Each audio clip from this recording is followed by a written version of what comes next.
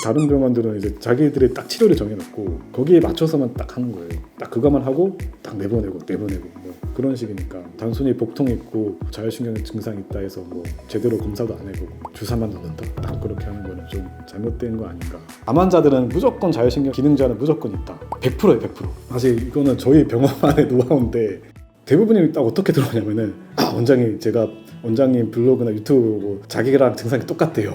그래서 자기는 자율신경 실조증이래요. 두통, 어지러움, 뭐 이명 다 있어요. 소화불량 그러면서 자기 자율신경 실조증이 맞다고 하는데 원인을 찾아봐야 되거든요. 생각보다 다양한 원인이 있어요. 그런 거를 좀 복합적으로 치료해야 되는데 기능학적으로 접근해야 될 때도 있고 정말 전통적인 내과적인 질환으로 보고 접근해야 될 때도 있고 예를 들면 검사해보면 갑상선 기능 저하가 있으신 분도 있거든요. 그런 분들은 이제 갑상선 기능 저하 약을 줘야 되는 거고 검사해봤더니 DHA 이런 게 떨어져 있는 분들이 있으면 이런 ID 골드 같은 거 기능학적으로 줘야 될 때도 있고 그러니까 뭐 복합적으로 좀 접근해야 되는 것 같아요. 다양한 걸 섞어가지고 근데 다른 병원들은 이제 자기들이 딱 치료를 정해놓고 거기에 맞춰서만 딱 하는 거예요. 내과 질환이라 생각하고 복합적으로 접근해야 되는데 우리 치료의 프로토콜 딱 정해놓고 딱 그것만 하고 딱 내보내고 뭐 그런 식이니까 예를 들면은 저희 같은 경우는 이제 다각적으로 접근하는데 물어봐서 식사를 너무 오랫동안 못 하셨다 이런 분들은 인바디 검사를 해서 그런 분들 검사해보면 세포내 수분이나 위상각이나 근감소증이 관찰이 되죠. 그래서 이제 수액 치료를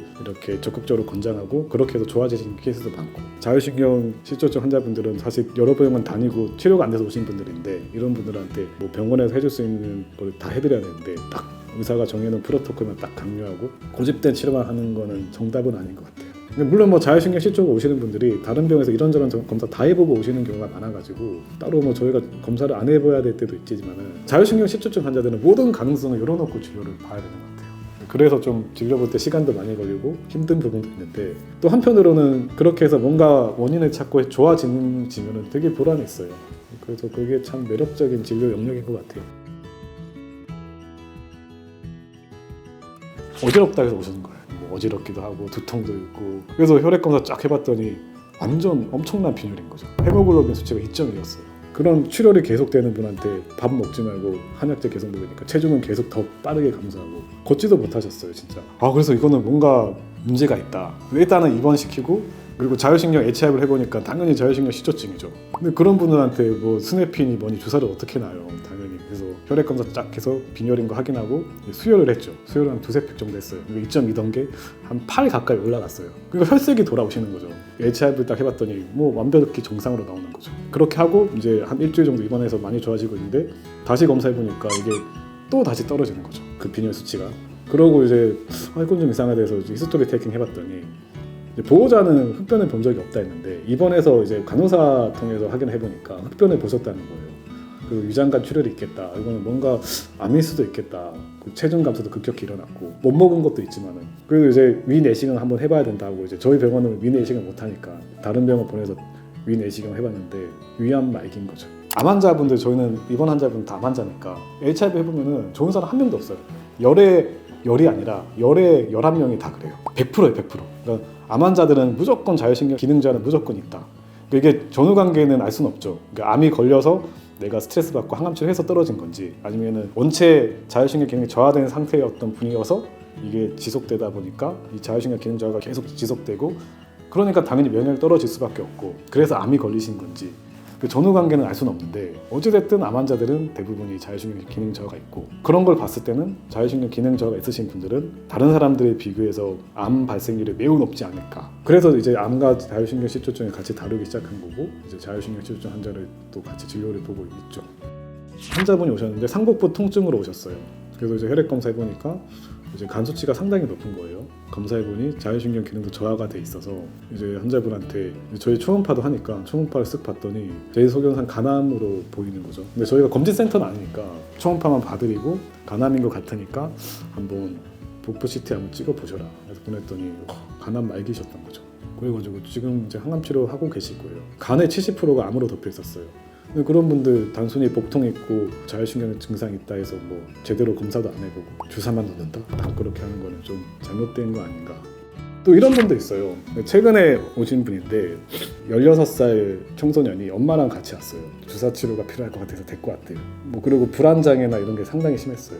보니까 삐쩍 마른 거예요. 그래서 물어보니까 밥을 거의 안 먹는데요. 인바디 검사 한번 해보자 해서 딱 인바디 검사하고 경추 엑스레이 찍고 HIV는 당연히 안 좋죠. 완전 그냥 최악 중에 최악이었어요. 자율신경 기능이.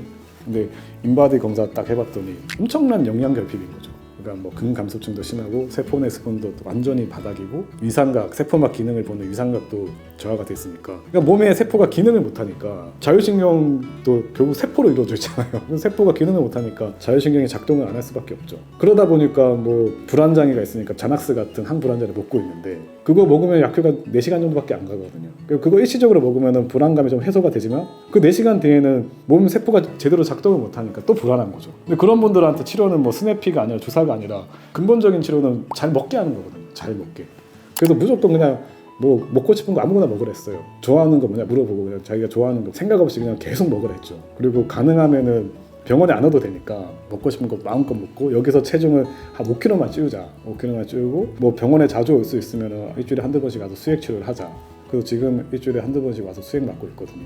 그 친구한테 스냅피 안 하죠 당연히. 일단은 좀 체중을 찌워서 세포내 스푼도 올리고 골격근도 좀 올리고 세포가 잘 작동하는 거 보고 그럼에도 불구하고 불안장애가 있거나 좀 자율신경 실조증에 해당하는 증상이 있으면 그때 주사치료를 병행하자 그렇게 얘기했거든요. 근데 그런 친구들 잘 먹여가지고 체중만 올라오면은 불안장애 이런 것도 좀 좋아질 거라 보거든요. 사실 이거는 저희 병원만의 노하우인데 사실 저는 정신과라고도 생각하고 병원 진료를 보거든요. 이런 정신적인 지지도 필요하거든요. 그러니까 뭐 자율신경 실조증 환자분들이 많은 원인이 정신적인 문제가 있으니까 이런 정신적인 서포트를 해줄 필요도 있는데 그래서 저희는 진료 시간이 좀 길어요. 환자를 하루에 많이 볼 수도 힘들고 왜냐하면 환자랑 많은 얘기를 좀 나누는 편이에요. 그래서 그런 분들 얘기도 들어주고 좀 정신적인 지지도 해주고 왜냐하면 딴 데 가면은 빨리빨리 내보내고 뭐 이렇게 의사랑 얘기를 못 나누잖아요. 근데 사람이란 동물은 자기의 얘기를 하는 것만으로도 치유가 된다 보거든요. 그런 자기가 불안한 감정 털어놓고 자기가 힘든 거를 누군가 알아주고 위로해주고 좀 뭔가 이 병원에 오면은 뭔가 치료가 될 것 같은 희망 그런 것만 가지고도 자율신경 기능이 올라갈 수 있다고 저는 보거든요.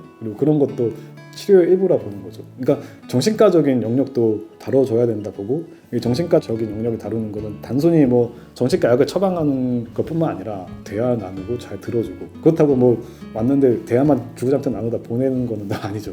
필요한 치료는 또 하고 그런 거를 좀 복합적으로 다뤄줘야 되지 않나. 그냥 단순히 뭐 내과적인 질환, 뭐 단순히 정신과적인 영역 이렇게 환자를 분류해가지고 너는 그냥 불안장애니까 약 먹으면 돼. 당뇨가 있으니까 당뇨약을 먹으면 이런 게 아니라 좀 복합적으로 봐야 되지 않을까 그렇게 생각. 그런 걸 한번 정리를 해서 유튜브 편 한번 만들고 싶은 생각을 하고 있어요.